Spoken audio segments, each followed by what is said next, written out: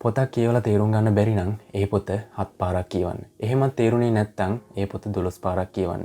ඉතින් එහෙමත් තේරුනේ නැත්නම් ඔයාට ඒ පොත තේරෙනකන් කියවන්න වෙනවා. ඉතින් පොත් කියන්නේ හිස් දෙයකට නෙමෙයි. පොතක් ඇතුලේ හැංගිච්ච ලොකු අර්ථයක් තියෙනවා. ඉතින් මේ පොත්වල කියවන හැම දෙයක්ම ඔයාට ජීවිතේදී අනිවාර්යෙන් වැදගත් වෙනවා.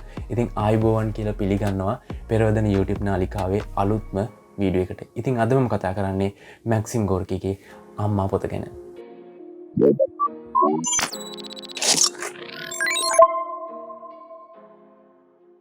මම අද වීඩියෝ එකේ අම්මා පොත ගැන කතා කරන්න ගොඩක් හේතු තියෙනවා. විශේෂයෙන්ම අද කාලයට ගැලපෙනම පොතක් තමයි මේ අම්මා පොත. ඉතින් මනුස්සයෙක්ට තියෙන ප්‍රශ්නයක් ගැන කතා කරන්න අපි හැමෝටම අයිතියක් තියෙනවා. මම කියන්නේ මේ පොත කියවලා අරගල කරන්න කියන එක නෙමෙයි. ඒත් තරුණ ප්‍රජාවක් විදිහට අපි හැමෝටම තියෙන ප්‍රශ්නයක් ගැන කතා කිරීමේ අයිතිය ගැන අපි හැමෝම දැනගන්න ඕන. අපි හැමෝම දැනුමින් ඔළුව පුරව ගන්න ඕන. ඒක නිසා තමයි මම මේ පොත අද රිවිව් එකක් විදිහට අරන් එන්න හිතුනේ. විශේෂයෙන්ම ඔයා නිදහස් අධ්‍යාපනයෙන් ඉගෙන ගන්න කෙනෙක් නම් අනිවාර්යෙන් මේ වගේ පොත් කියවලා තියාගන්න. මොකද අද නිදහස් අධ්‍යාපනයට ප්‍රශ්නාර්ථයක් නතර වෙලා තියෙන කාලයක්. ඒක නිසා අනිවාර්යෙන් මේ වගේ පොත් කියවලා තියාගන්න ඕනේ. ඒක නිසා වැඩි කතාවක් නැතුව අපි අද වීඩියෝ එකට. පිටපත් කෝටියකට වඩා වැඩි ප්‍රමාණයකට අලිවි වෙච්ච, ඒ වගේම භාෂා 127කට වඩා වැඩි ප්‍රමාණයකට පරිවර්තනය වෙච්ච මේ අම්මා පොත මුලින්ම ප්‍රකාශයටපත් වෙන්නේ 1906 වසරේදී. ඒ ඇත්ලෙට්ස් මැගසින් නම් වූ පොත් සහ සාහිත්‍ය සඳහා වූ ඉංග්‍රීසි සංග්‍රහවක. ඉතින් මේ පොත මුලින්ම රුසියාවේ ප්‍රකාශයට පත් වෙන්නේ 1907 වසරේදී. පොත රචනා කරන්නේ රුසියාවේ මහා ගත්කරු මැක්සිම් ගෝර්කි මහතා. පොත අපිට සිංහලට පරිවර්තනය කරේ, අපිට කියවන්න පුළුවන් විදිහට සිංහලට පරිවර්තනය කරේ දැදිගම වී රුද්‍රිගෝ මහතා. ඉතින් මැක්සිම් ගෝර්කි මහතාගේ ඇත්ත නම වෙන්නේ ඇලෙක්සි මැක්සිමෝ පෙස්කෝව්. මේ මැක්සිම් ගෝර්කි එහෙම නැත්නම් ඇලෙක්සි අවුරුදු 4ේදී තමන්ගේ අම්මා මිය යනවා. ඒ වගේම අවුරුදු 11ේදී තමන්ගේ පියා මිය යනවා. ඉතින් මේ පුංචි ඇලෙක්සි පොඩි කාලේ ඉඳන් හැදි වැඩෙන්නේ තමන්ගේ ආච්චි සීයයි ළඟ. ඉතින් මැක්සිම් ගෝර්කිගේ සීයා පුංචි තින්ත කඩේක අයිතිකාරයෙක්. ඉතින් මැක්සිම් ගෝර්කිගේ සීයා හරි නපුරු, හැමතිස්සෙම කේන්ති ගන්න කුරිරු ගති තියෙන කෙනෙක් විදිහට තමයි මැක්සිම් ගෝර්කි තැනක සඳහන් කරලා තියෙන්නේ. ඉතින් මැක්සිම් ගෝර්කිට පුංචි කාලේ ඉඳන් ආදරේ කරුණාව හම්බෙන්නේ මැක්සිම් ගෝර්කිගේ එහෙම නැත්නම් ඇලෙක්සිගේ ආච්චිගෙන්.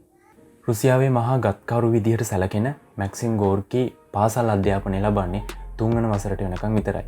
ඉතින් මැක්සිම් ගෝර්කිගේ ජීවිතයේ හැරවුම් ලක්ෂ්‍ය වෙන්නේ ඔහුගේ පොත් කියවීමේ පුරුද්ද. ඉතින් ඔහු ජීවිතයට මොන ප්‍රශ්න ආවත් දිගටම පොත් කියවුවා. ඒ වගේම සංග්‍රහ වලට ලිපි ලිව්වා. ඉතින් මැක්සිම් ගෝර්කි කියලා කියන්නේ විටක සටන්කරුවෙක්. ඒ වගේම විටක විප්ලවවාදියෙක්, අරගලකාමී, තවත් විටක රුසියාවේ මහා ගත්කරු විදිහට සැලකෙන ලෝකයේ මෙතෙක් බිහි වූ ශ්‍රේෂ්ඨතම ලේඛකයෙක්. මැක්සිම් ගෝර්කි අම්මා කෘතිය රචනා කරන්න 1906 වසරේදී කිව්වනේ. ඉතින් මේ කාලවකවානුව රුසියාවට නම් ලේසි පහසු අවුරුද්දක් නෙමෙයි.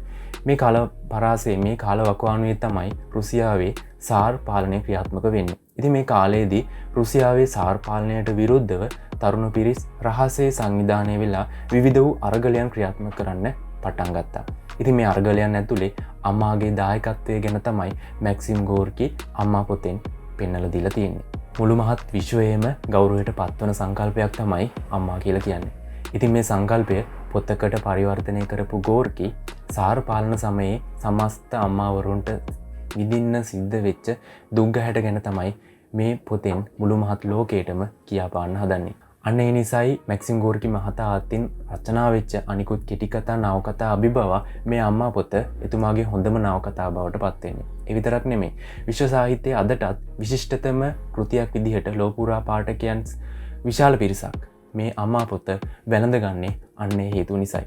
පොතේ කතාව සුරංගනා කතාවක්වත් බොළඳ නවකතාවක්වත් නෙමෙයි. අම්මා පොත ඉතා ගැඹුරින් මිනිස් ජීවිතය කෙරෙහි එබී බලන්න ගත්ත උත්සාහයක ප්‍රතිඵලයක් කියලා කියන්න පුළුවන්.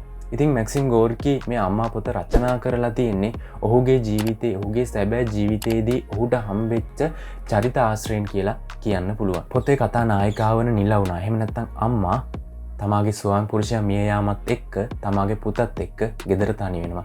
ඉතින් තමාගේ පුතා කාලයක් යද්දී සමාජයේ වෙන අසාධාරණකම් ගැන හොයන්න පටන් ගන්නවා. සමාජයේ වෙන අසාධාරණකම් ගැන කතා කරන්න පටන් ගන්නවා. ඉතින් කාලයක් යද්දී ඔහු මේ අරගලකාමී පොතපත එහෙම නැත්තම් විප්ලවවාදී පොතපත පරිශීලනය කරන්න පටන් ගන්නවා. ඒ වගේම විප්ලවවාදී පිරිස් ඇසුරු කරන්න පටන් ගන්නවා. ඉතින් කාලයක් යද්දී ඔහු මේ සමාජයේ ප්‍රශ්න ගැන කතා කරන පුද්ගලෙක් බවට පත් වෙනවා. ඉතින් කාලයත් එක්ක මේ අම්මත් මේ සමාජයේ වෙන අසාධාරණකම් වලට කතා කරන අරගලවලට නායකත්වය දෙන චරිතයක් බවට පත් වෙනවා. ඉතින් මම අන්න ඒ නිසායි කිව්වේ අද කාලයට ගැලපෙනම පොතක් තමයි මේ අම්මා නවකතාව. ඉතින් අපි හැමෝම කියවා ගත යුතු පොතක් තමයි මේ අම්මා නවකතාව කියලා කියන්නේ. ඉතින් මේ පොත ප්‍රකාශයට පත් කරලා තව දෙයක් මට ඔයාලට කියන්න බැරි වුණා. මම මේ පොත තියලා තියෙන බුක් ස්ටෑන්ඩ් එක මට ඒවල තියෙන්නේ ඩ්‍රීම් පොපර්ස් ටීම් එක. ඉතින් ඔයාලට මේ දැන් පේන පේජ් එක. ඉතින් යාලා තමයි මට මේ පොත් රිවිව් කරද්දි නැත්නම් බුක් රිවිව් කරද්දි ස්ටෑන්ඩ් එකක් විදිහට තියන්න මේ පොත මට ගෙදරට එවලා තියෙන්නේ. ගොඩාක් ස්තුතියි ඩ්‍රීම් පොපර්ස් ටීම් එකට. ඉතින් ඔයාලටත් මොන හරි ඩෙකරේෂන් වැඩ චිත්‍ර ඇඳගන්න ඒ වගේ දේවල් ලස්සනට කරගන්න ඕන නම් මේ ඩ්‍රීම් පොපර්ස් ටීම් එකට කතා කරන්න. මම පේජ් එකේ ලින්ක් එකත් යාලගේ පේජ් එකේ ලින්ක් එකත් යට දාලා තියන්නම්.